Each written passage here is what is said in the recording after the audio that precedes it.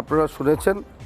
আর এই মন কি বাতের মাধ্যমে প্রধানমন্ত্রী কি কি বলেছেন সেই কথাগুলো আপনারা শুনেছেন, যে বিদেশে কি করে আমাদের দেশের জিনিস রপ্তানি হয়, সেখানে কারা কারা আজকে ভারতবর্ষতে একদম ছোট ব্যবসার থেকে শুরু করে আজকে ব্যবসাটাকে বড় করে তাদের যে প্রোডাক্ট সেটাকে বিদেশে রপ্তানি করছেন, এই কথাও উনি আজকে উল্লেখ করেছেন।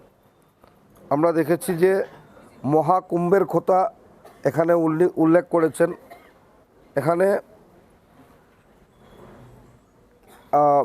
রপ্তানির ব্যাপারে অনেক নাম উল্লেখ করেছেন, অনেক স্টেটের মানুষের কথা উল্লেখ করেছেন, যে প্রধানমন্ত্রী সেটাও উল্লেখ করেছেন যে আপনারা দেখেছেন যে কেওয়াইসির ব্যাপারে, কেওয়াইসি আমরা অনেকেই কেওয়াইসি দেই না, যে আমরা ভাবি যে কেওয়াইসি একবার আমরা দিয়ে দিয়েছি আর কেওয়াইসি লাগবে না, কিন্তু কিছুদিন পর পর কেওয়াইসি আমাদেরকে কেনেও ব্যাংক কেওয়াইসির জন্য বলে।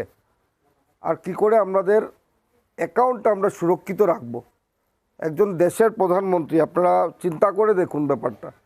কথাটা শুনলে ছোট্ট মনে হয়, কিন্তু কথাটা অনেক বড় কথা আজকে উনি বলেছেন। একজন দেশের প্রধানমন্ত্রী কেওয়াইসির ব্যাপারে বলছেন।